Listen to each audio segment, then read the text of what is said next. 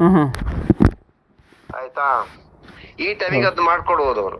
ಹ್ಞೂ ಸೊ ಇದು ಇಲ್ದಿದ್ರೆ ಏನಾಗುತ್ತೆ, ಇದೇನಂದ್ರೆ ಇದಕ್ಕೆ ಸಣ್ಣ ಪುಟ್ಟ ಎಲ್ರಿಗೂ ಹೊರತಾಗತ್ತೆ. ಹೌದು ಸರ್, ಖಂಡಿತ ಹೀಗೆ ಆಗುತ್ತೆ.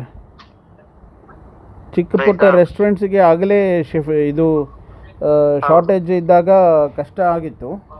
ಹೌದು ಹೌದು, ಊಟದ ರೇಟ್ಸ್ ಎಲ್ಲ ಹೆಚ್ಚು ಮಾಡಿದ್ದಾರೆ. ಈಗ 1000 ರೂಪೀಸ್ ಕಮರ್ಷಿಯಲ್ ಗ್ಯಾಸ್ ಮೇಲೆ ಅಲ್ಲ? ಹೌದು, 1308 rupees for 19 kgs. 19 kg gas. ಹೌದು, ವಿದಿನ್ ಎ ಮಂತ್ ಅಂದ್ರೆ ಎಟ್ ಎ ಟೈಮ್ ಮಾಡಿದ್ದಾರೆ. ಅದು ವೆರಿ ಬ್ಯಾಡ್ ಹಿಟ್ ಆಗುತ್ತೆ ನಮಗೆ. ಅದು ನೋಡಿ ಬರ್ದ್ಬಿಡಿ. ಓಕೆ ಸರ್, ಮತ್ತೆ ಇದರಿಂದ ಇದು ಕೇವಲ ರೆಸ್ಟೋರೆಂಟ್ಸು ಮತ್ತೆ ಎಂಟೈರ್ ಹೋಟೆಲ್ ಇಂಡಸ್ಟ್ರಿ ಎಂಟೈರ್ ಸಣ್ಣದ ಒಂದು ಏನೋ ಈ ಸಣ್ಣ ಪುಟ್ಟ ಈಟ್ರೀಸ್ ಅಂತ ಇರುತ್ತಲ್ಲ. ಈಗ ಫಾರ್ ಎಕ್ಸಾಂಪಲ್ ಯಾರು ಎಲ್ಲ ಒಂದು ಈ ಕಾಂಡಿಮೇಶ್ವರ ಕಾಫಿ ಟೀ ಮಾಡೋದು ರೇಟ್ ಜಾಸ್ತಿ ಮಾಡೋಕೆ ಇವಾಗ.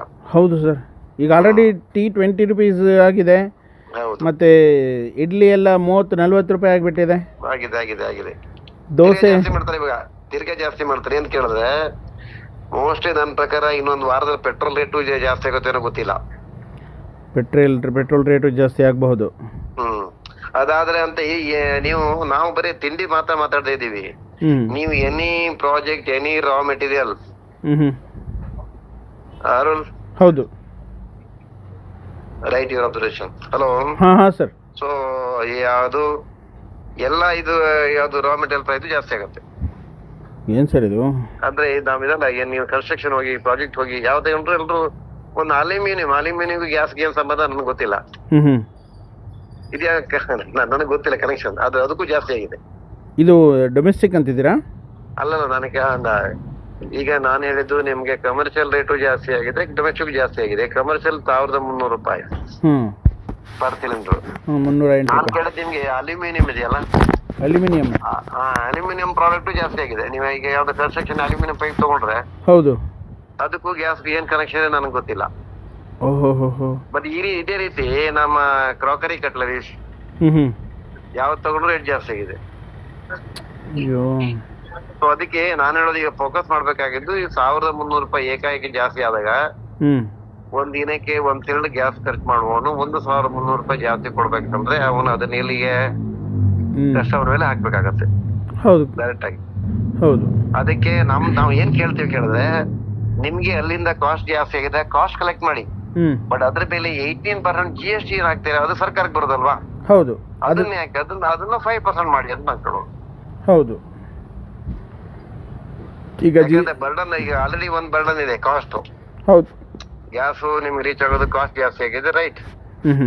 ಅದ್ರ ಮೇಲೆ GST ಯಾಕೆ ಹಾಕ್ತೀರಾ ಮತ್ತೆ ಯಾಕಂದ್ರೆ GST ಆಲ್ರೆಡಿ 2,34,000 ಏನೋ GST last month highest collection ಆಗಿದೆ. ಹೌದು, ಏನೋ GST ಕಲೆಕ್ಷನ್ ಕಮ್ಮಿ ಆಗಿದೆ ಲೆಕ್ಕಾಚಾರ. ರಾಷ್ಟ್ರ ಮಟ್ಟದಲ್ಲ ಸರ್ ಇದು? ಹೌದೌದು, ರಾಷ್ಟ್ರ ಮಟ್ಟದಲ್ಲಿ. ಯಾಕೆ ಹೈಯೆಸ್ಟ್ GST ಕಲೆಕ್ಷನ್ ಆಗಿದೆ 2,46,000 ಏನೋ. ಅದು ನೋಡಿ ಸ್ವಲ್ಪ ಸಿಗುತ್ತೆ ನಿಮ್ಗೆ ಆನ್ಲೈನ್ ಅಲ್ಲಿ. ತಗೊಳ್ತೀನಿ ಸರ್. ಲಾಸ್ಟ್ ಮಂತ್ ಮತ್ತೆ ಇಲ್ಲಿ ಇಷ್ಟೊಂದು ಹೈಯೆಸ್ಟ್ GST ಕಲೆಕ್ಷನ್ ಇದ್ದಾಗ ಅಗೇನ್ ಗ್ಯಾಸ್ ಅಲ್ಲಿ ನೀವು ಕಾಸ್ಟ್ ಜಾಸ್ತಿ ಆಯ್ತು, ರೇಟ್ ಜಾಸ್ತಿ ಮಾಡಿ ಅಗೇನ್ ಅದ್ರ ಮೇಲೆ 18% ಹಾಕ್ಬಾರ್ದು ಅಂತ ನೋಡೋದು. ಈಗ ಎಲ್ಲ GST ಎಲ್ಲ ಸೇರಿ 1308 ಆಗಿದೆ ಅಲ್ಲ? ಹೌದು, ಜಾಸ್ತಿ ಆಗಿದೆ ಇವತ್ತಿನಿಂದ. ಅಂದ್ರೆ ಇವತ್ತು ರಾತ್ರಿ 12ರಿಂದ ಅವರು ನೋಡಿ ಗ್ಯಾಸ್ ಕಡಿಮೆ ಮಾಡಿದ್ರೆ 300 ರೂಪಾಯಿ GST ಉಳಿಸಿ ಕೊಡ್ಬೋದು. 400 ರೂಪಾಯಿ, 400 rupees.